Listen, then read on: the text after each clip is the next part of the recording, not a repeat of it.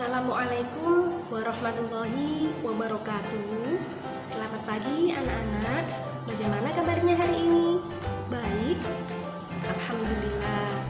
Anak-anak, pada pertemuan kita kali ini kita akan membahas materi tentang jenis-jenis dan macam-macam strategi bisnis, yang mana materi ini nanti dibahas pada kelas 10 bisnis daring dan pemasaran. Kompetensi dasar dan indikator pencapaian kompetensi dasarnya. Yang pertama untuk KD-nya 3.3 menerapkan strategi bisnis. Untuk 4.3-nya menentukan strategi bisnis. Sedangkan indikator kompetensi dasar yang akan kita capai yaitu 3.3.1 merinci macam-macam strategi bisnis, 3.3.2 menerapkan strategi bisnis, dan 4.3.1 menetapkan strategi bisnis. Anak-anak, tujuan pembelajaran kita kali ini setelah mempelajari materi ini diharapkan yang pertama, siswa mampu menerapkan strategi bisnis dengan penuh tanggung jawab. Yang kedua, siswa mampu merinci macam-macam strategi bisnis. Dan yang ketiga, siswa mampu menganalisis kelebihan dan kekurangan dari strategi diversifikasi. Langsung aja kita ke materi, yaitu jenis-jenis strategi bisnis. Jenis-jenis strategi bisnis di sini nanti ada 3. Yang pertama ada strategi pertumbuhan. Apa itu strategi pertumbuhan? Strategi pertumbuhan adalah ketika suatu organisasi atau perusahaan memperluas jumlah pasar atau produk yang dilayaninya, baik melalui bisnis atau dengan membuka bisnis baru. Dengan strategi pertumbuhan ini, sebuah perusahaan dapat menjalankan atau meningkatkan jumlah pendapatannya dan jumlah karyawan atau bahkan pangsa pasarnya. Yang kedua ada strategi stabilitas. Strategi stabilitas adalah strategi organisasi di mana organisasi terus melakukan apa yang dilakukannya sekarang. Misalnya, untuk terus melayani konsumen atau pelanggan yang sama dengan menawarkan produk atau layanan yang sama pula. Kemudian mempertahankan pangsa pasar yang ada dan mempertahankan operasi bisnis pada saat ini. Yang ketiga, ada strategi pembaruan. Apa itu strategi pembaruan? Strategi pembaruan yaitu jika organisasi atau perusahaan memiliki masalah, organisasi ini harus melakukan sesuatu. Manajer perlu mengembangkan strategi yang disebut strategi pembaruan untuk mengatasi kinerja organisasi. Kemudian materi kita yang selanjutnya yaitu tentang macam-macam strategi bisnis.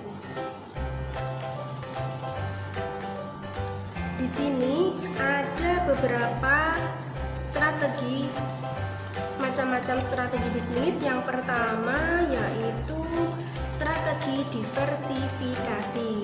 Strategi diversifikasi itu merupakan salah satu strategi yang dilakukan perusahaan untuk memperluas usaha dengan membuka beberapa unit bisnis atau anak perusahaan baru.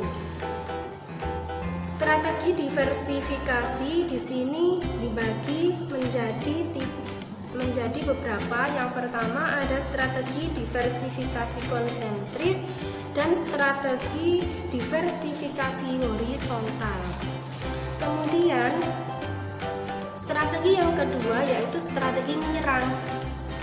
Strategi menyerang bertujuan untuk merebut suatu yang dimiliki pesaing bisnis. Di sini ada dua aturan umum yang perlu diperhatikan dalam strategi menyerang. Yang pertama, suatu perusahaan sebaiknya tidak melakukan penyerangan, kecuali bila tujuannya tidak dapat dicapai dengan segala cara yang lainnya. Kemudian yang kedua, agar penyerangan dapat berhasil, penyerang harus lebih superior daripada pihak yang diserang. Terdapat 5 strategi penyerangan yang dapat dipilih dalam konsep ini. Ada serangan dari depan atau frontal attack, ada serangan dari samping atau flanking attack. Yang ketiga ada serangan mengepung atau encirclement attack. Yang keempat ada serangan lintas atau bypass attack. Dan yang kelima ada serangan gerilya atau guerrilla attack. Kemudian strategi bisnis yang ketiga yaitu strategi pengembangan pasar. Strategi pengembangan pasar dilakukan perusahaan untuk memperkenalkan produk yang ada saat ini pada pasar baru atau new market. Kemudian yang keempat ada strategi pengembangan produk. Strategi pengembangan produk ini melakukan pengembangan produk, tujuannya adalah agar produk yang akan dikembangkan dapat sesuai dengan kebutuhan konsumen. Kemudian apa itu strategi diversifikasi? Strategi diversifikasi adalah